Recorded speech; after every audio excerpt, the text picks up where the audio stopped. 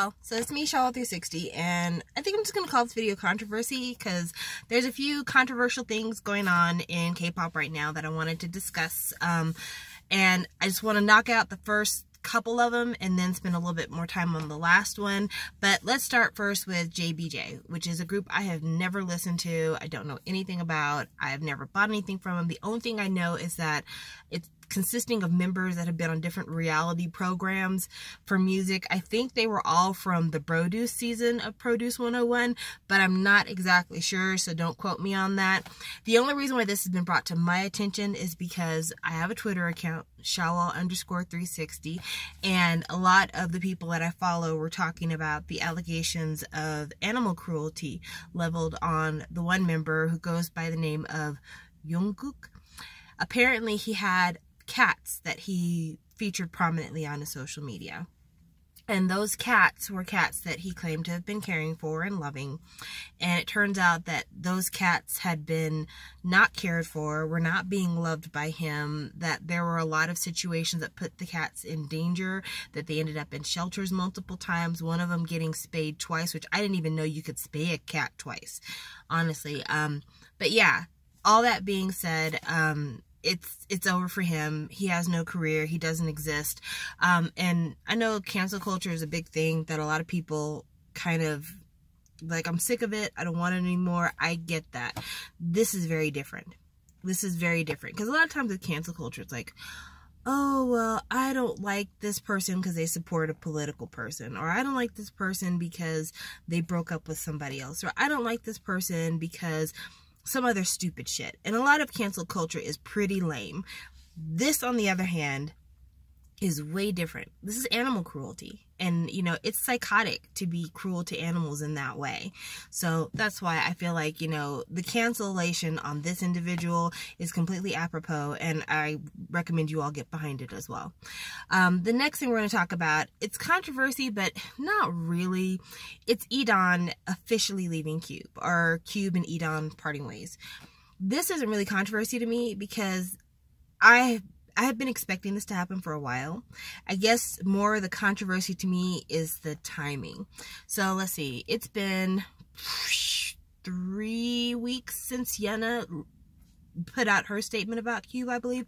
Maybe even longer. And it has to have been months since the whole dating scandal was announced. So it's not like we're talking about a couple where, oh, the news just came out and all of a sudden he's being let go. No, it's been a question for a while. When is Cube going to announce what they're going to do with Edon? And I think because of the scandal I'm going to talk about later on, the timing seemed like, oh, well, now's the time to slip this information out that Edon has, you know, formally been dismissed from Cube, which I don't know how this is going to affect him. You know, as a songwriter, there's still work out there for him. I don't think any group that performs a song written by him is going to encounter a significant amount of controversy because he'll just be what he is, a songwriter. Or this may be the time when he decides he's going to join Show Me the Money Season 8. Who knows? But I think overall, it's good that they finally have made a decision about what he's going to do. And he's going to get a chance to live his life. And that's important to me. It's important to me because there's so many times in K-pop where things are just left up in the air and it's kind of a where are they now type of thing. So it's really important to me that this has a closure and he can work on trying to move on with his life in the best way possible. So now let's talk about the last thing I wanted to talk about with you guys, which is the stuff with BTS. And this is a little bit more involved. This involves a lot more of my personal opinion.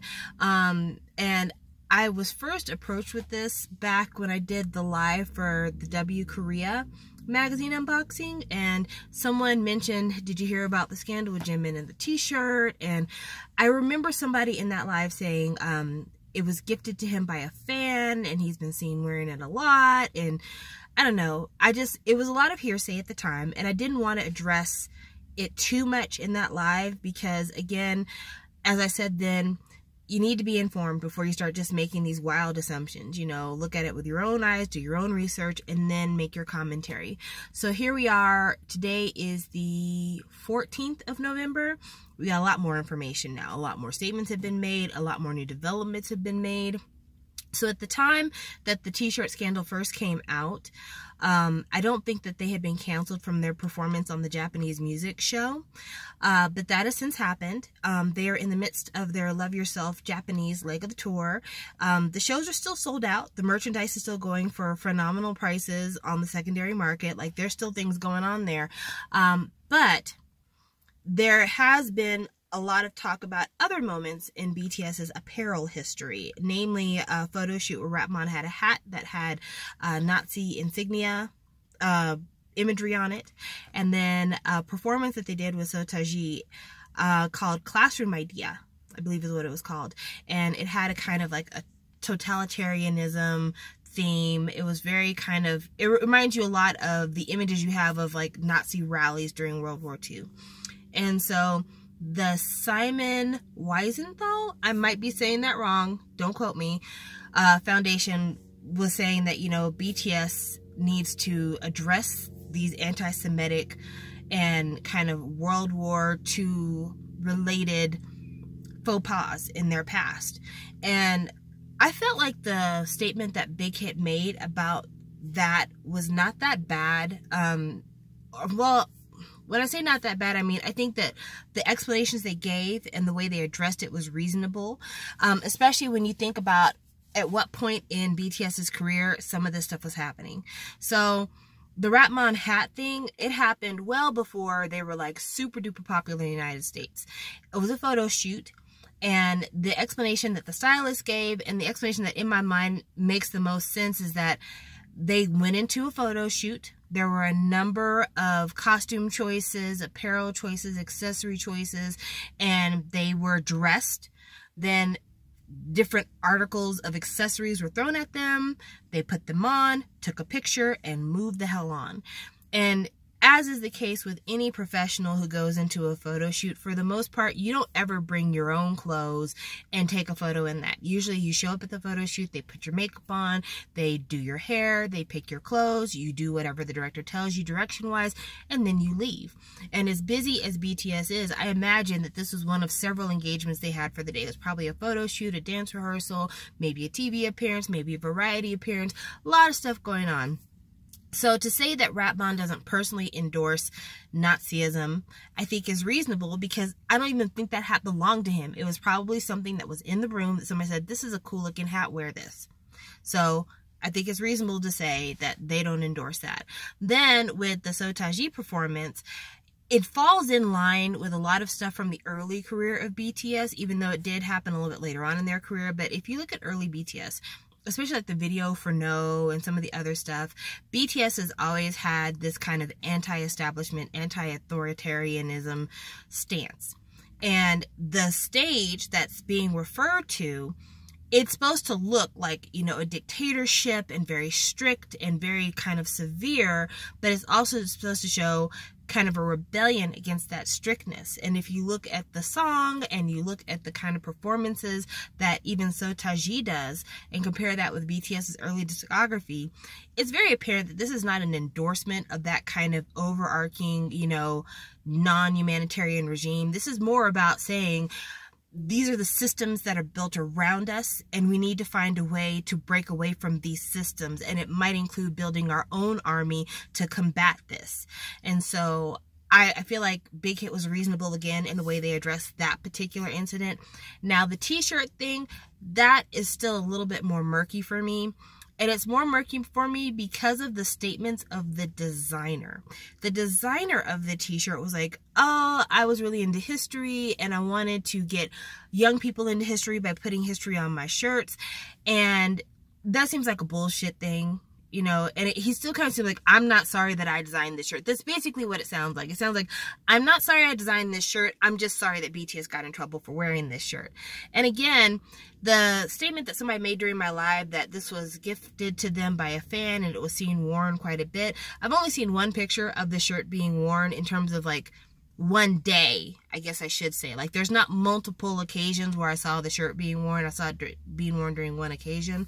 But I don't get the feeling that this is like a deeply held belief by Jimin. But I caveat that. What I don't believe is a deeply held belief of him is that the Japanese populace deserved having an atom bomb dropped on them. But I do think that Jimin and a number of Korean people in general do feel like Japan kind of deserved some of the punishments and some of the losses that they suffered during World War II based on the Japanese occupation of Korea, which this goes into the bigger picture of what I want to talk about with this video. There were a lot of things that happened with the Korean populace during the time that Japanese occupation took place.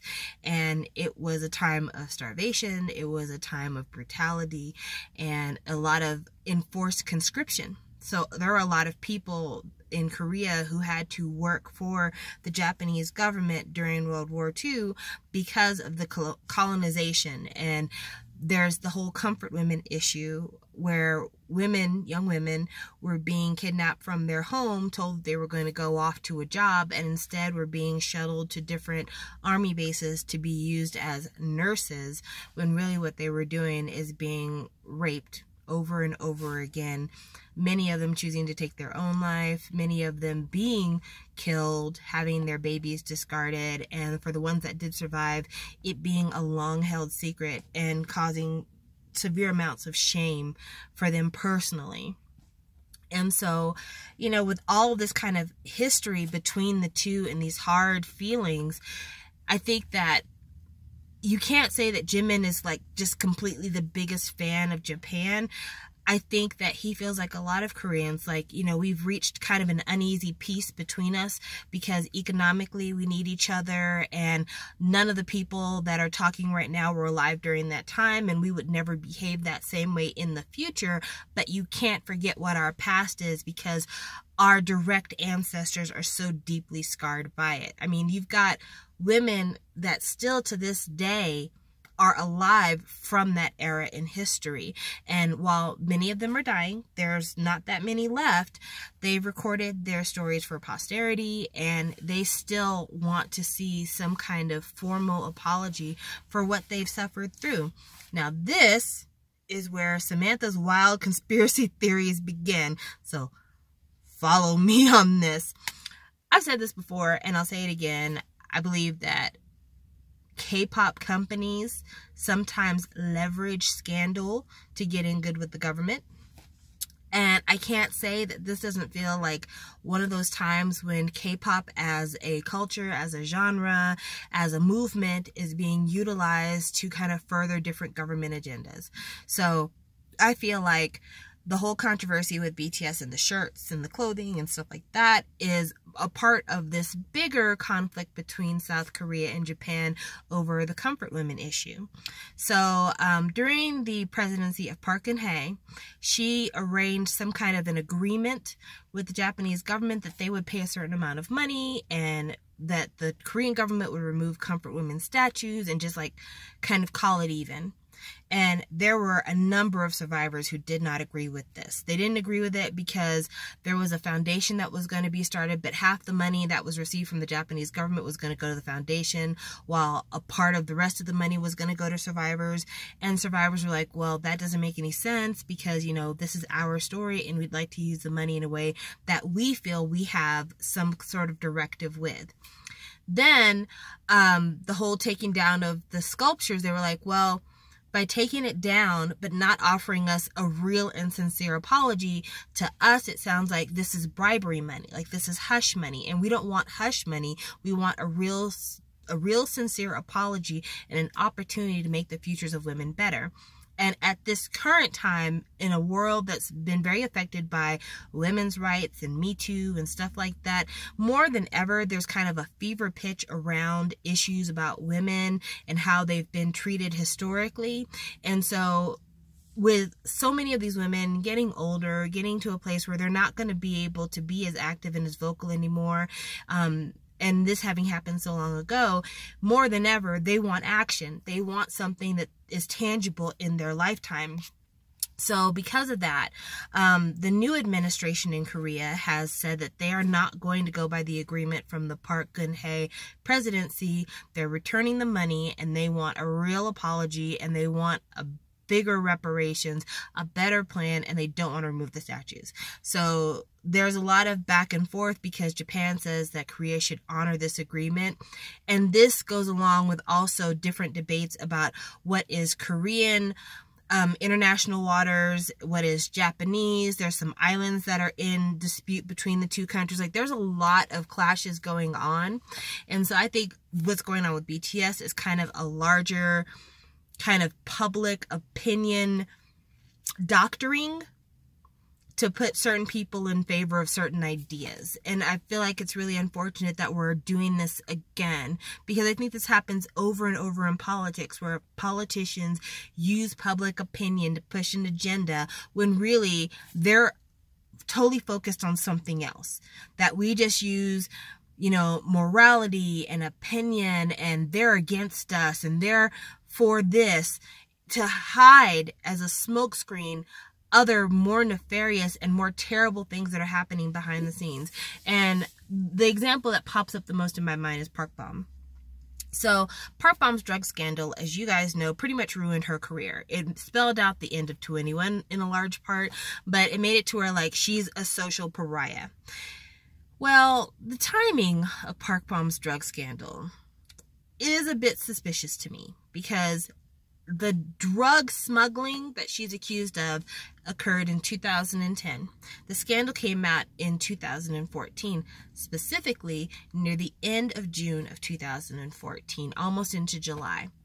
Something significant happened in 2014 in Korea. In April, the Sewol ferry tragedy happened, and Park Geun-hye's government took a lot of criticism behind the way that they approached this and all of the things leading up to this incident, that people felt the government was lax on safety regulations, had been accepting briberies from companies to not abide by certain safety regulations, the failure of the Coast Guard, like a lot of stuff was happening, and the Park Geun-hye presidency was getting a lot of criticism.